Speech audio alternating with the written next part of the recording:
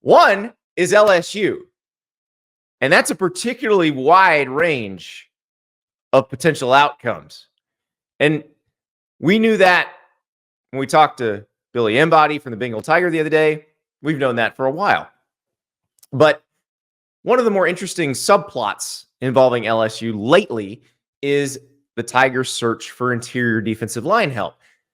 They didn't sign anybody in the 23 class at that position. They did sign a lot of freshman defensive linemen in 2024, but that's not really a position you want to rely on a bunch of true freshmen at.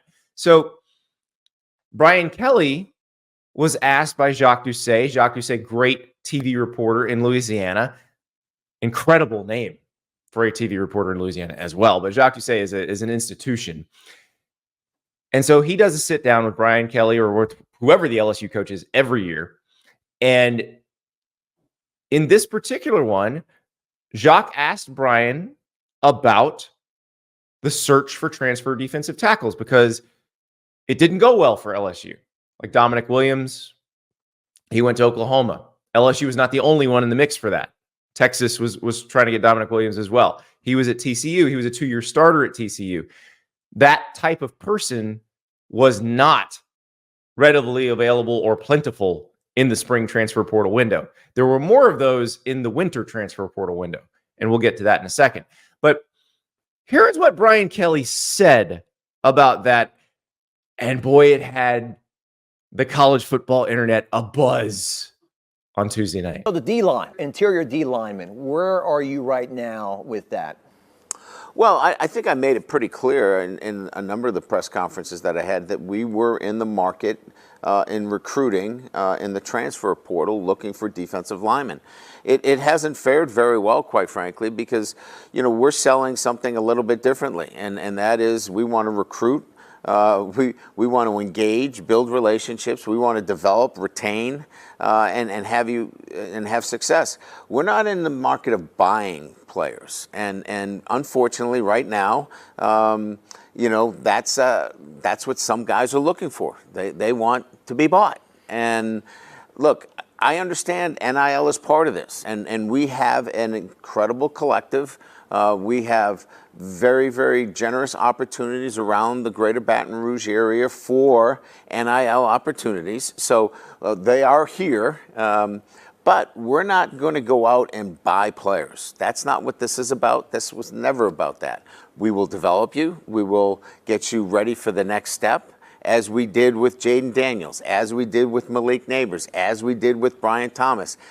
We developed 3 defensive linemen that all got drafted this year, and we'll do that again. But if you're just looking to get paid, you're looking in the wrong place. If you like all the things that we do here in developing our players, bringing you into a championship program, playing in front of the best fan base in America, playing for championships, and having an opportunity for NIL, you should be a Tiger. But if you just want to get paid, this is not the place for you.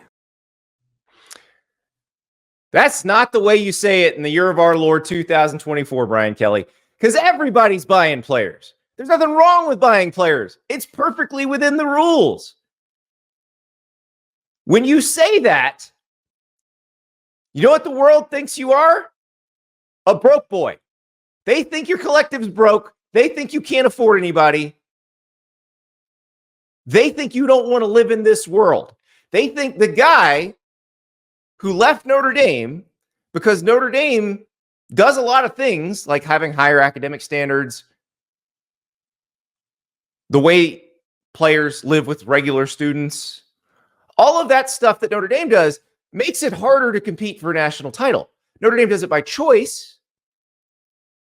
And if you're at Notre Dame, you make those choices for a reason.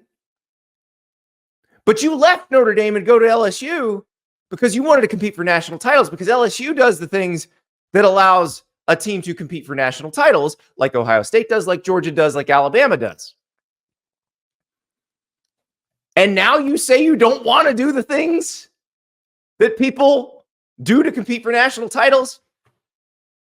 You say you're not into buying players. LSU's into buying coaches. They bought you for $10 million a year to win national championships. They didn't buy you to say, we're not into buying players.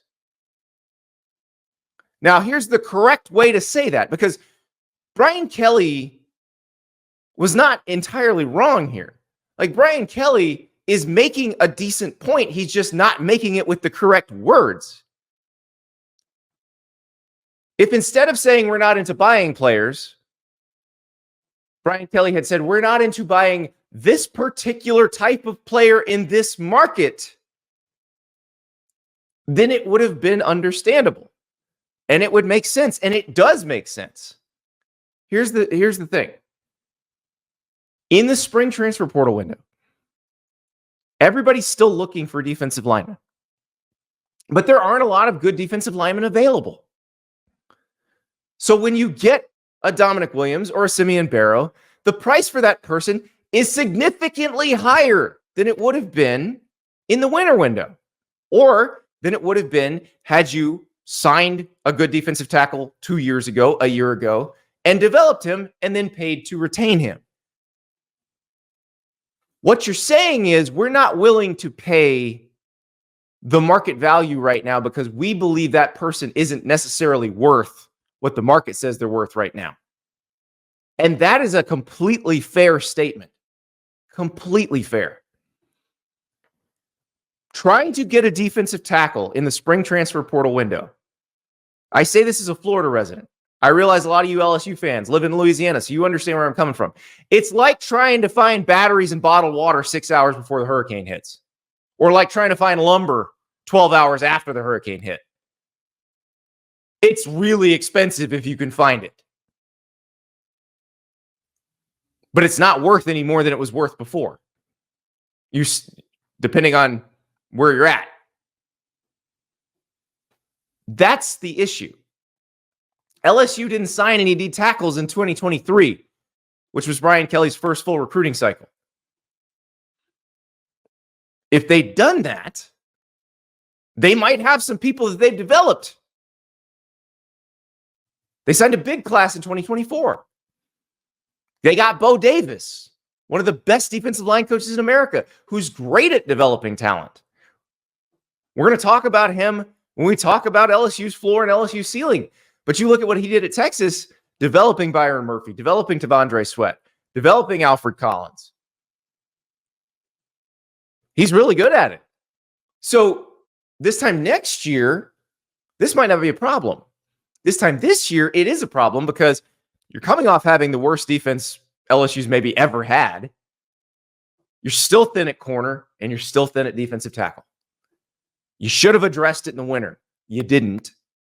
It left you desperate and grasping and getting into these bidding wars in the spring, which I understand if you said, we are not going to do that, because there's several reasons to say we're not going to pay the going rate for this particular person.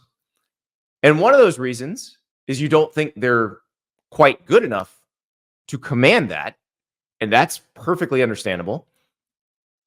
The other reason is, if you did give them that money and you bring them into the locker room where everybody's not making what they're making, and the players realize, oh, wait, this person's not that good, then you have a problem because the other guys are going to want to redo their deals.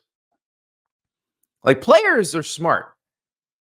If you bring in a guy who's going to be a first-round D tackle and you pay him a bunch of money, they're like, well, that's fine. No problem. I see this dude at practice. He's awesome. Let's go. But if you bring in somebody who's just kind of as good as everybody else you got, and you paid him a bunch of money, that's going to be a problem. So that's the issue that Brian Kelly should have pointed out. Instead of saying, we're not going to buy players. Yes, you are going to buy players. Mekhi Wingo was one of those defensive tackles that got drafted off your team. He was a freshman All-SEC at Missouri. You didn't get him for free. Catherine in the chat. The real problem here is BK was not able to hang on to Mekhi Wingo, and he slow-rolled the new defensive staff hires, essentially missing the winter portal window. That's exactly right, Catherine. And also, didn't sign any D tackles in 23. All of those issues coming home to roost now. I don't blame them for not overpaying in this market. You heard Pete Nakos yesterday. We explained this. I said, if you're a good defensive tackle, if you're a good offensive lineman, let's say all MAC, all Sun Belt, all American Athletic Conference, like you should enter the spring transfer portal window with a week to go because there will be a frenzy over you because there are so many more buyers than there are sellers at that point. You will make a lot more than you would have. That's just how the calendar works. That's just how the market works given the way the calendar's set up. And for LSU, it may not have made sense to overpay for a defensive tackle. But that's not the way you answer that question because everybody will just assume you're broke. What's LSU? You're not broke. You can afford Brian Kelly. So you're not broke. But that's not how you answer that question.